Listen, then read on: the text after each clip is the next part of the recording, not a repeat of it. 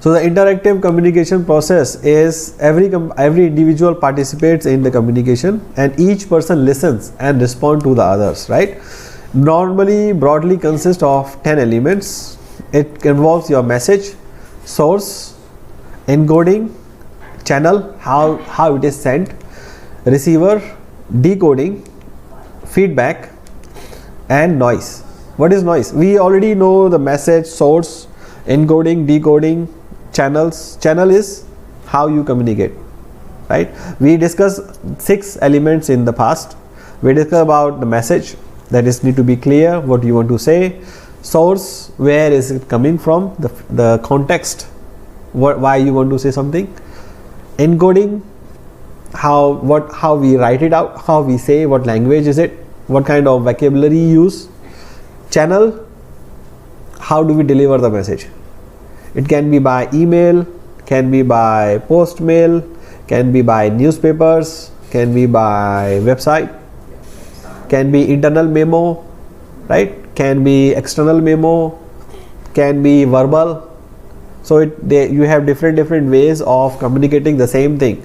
So the channel will depend on what kind of message you want and how much audience you want. If you want to reach thousands of people, can you do a verbal communication? You cannot, right? You have to reach 2,000 people one by one, right? So what are you gonna do? You're gonna maybe create a video post on the website. Yes. Or post on the Facebook. Mass. You need to reach mass media, right? So you have to choose your channel carefully. Receiver, we already understand who receives the message. Decoding, how he interpret the message. Feedback, we know we have to give the feedback, right? Noise, what is noise? There's some kind of barrier coming up for the not person didn't get their all information. That's it. Noise, have you heard in the telephone when you used to talk on the landline phones? Yeah. There used to be noise, right? Disturbance. So disturbance actually means what is protecting you, what is not protecting, what is stopping you from understanding the actual message. So the noise can come in the form of your cultural differences, correct? The way it is being delivered, that is sometimes create noise. And the environment, when you are reading the message, you may be busy or you may be preoccupied with something else, correct? Nowadays when you send a message, the message is fast, very fast, it's gone immediately, but you don't know the person who is receiving the message is ready to do it or not. In the first communication, when the communication fundamentals, the step 1 was to prepare the sender and the receiver. The sender is prepared, we want to send a message, right? Yes. But how do you prepare the receiver when you are sending an email? Gonna call him and say, I'm gonna send you an email, are you ready? No, right? When you are sending the WhatsApp message, are you gonna ask them, I'm gonna send you a WhatsApp message, are you ready to do it or not? No, right? You're not preparing the audience, you're not preparing the receiver. You just send the message out, it reach, but you don't know where is he may be in washroom. So there are noise coming out from the environmental factors. So he may not be ready to receive the message. He may have preoccupation. He may have certain assumptions about you, right? So those are noises to create, to prevent them from understanding the context, understanding the message properly, or to let them respond back. And you have context. Context is what you are saying and why you are saying something. So that is mean the context. In which context you are sending the message. So do you need to clarify the context first? Yes, you have to, right? Before you send a message, you need to clarify the context, in which context you are talking about. Otherwise the message will not be clear enough. The message will not have the same interpretation if you are not sending the context. So you need to clarify the context and shared meaning. The last one is, all the communications that we are doing, it must follow the same mission, same objective of the organization, common objective, correct? If the company is sharing a policy of workplace with you guys, what is the objective? Common objective.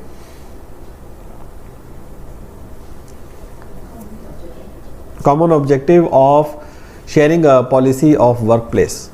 Maybe you cannot split or you cannot spit your tobacco here. What is the common objective? Follow the policy. No, follow the policy is the direction, is a directive. But what is the common objective? Shared meaning for both employee and the business. Business, he may stop spitting because he want to keep the place clean. But is it the meaning of the employee also? You have to make it the meaning for them. It need to be meaningful for them also, right? So they should also feel that it's their responsibility to keep the workplace clean. If they follow that shared meaning, they will follow it. Otherwise, it's just a one-way communication from your side. Don't spit in the workplace, but employee will not follow because it doesn't follow their meaning. It's not in their objective. If they don't want to keep the place clean, right? So you need to make sure that you are making the peoples to follow the same meaning, same objective, and then you communicate the message. Correct? So how that comes? How you make the people to follow the same meaning?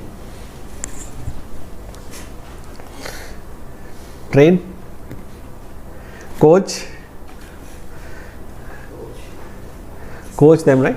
Direction, training them, or make them understand this is the meaning and why is it in the benefit of both of us.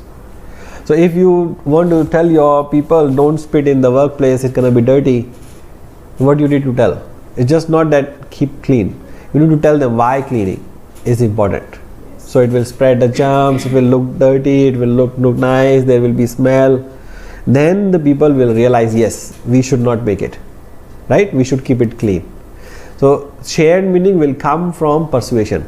You need to persuade the people to follow what you want to do. Otherwise, they will not follow. Correct? So business is very important. In the business, persuasion skills are very extremely important. And persuasion does not come from your authority, that I am the boss, you have to follow what I am saying. Correct? Employee has to understand that they need to follow the common objective and why they should do it. They need to be persuaded to have it, not by force, by their willingness. So the communication, the objective of our communication is to persuade others to follow our common objective, right? Okay, so the reasons for why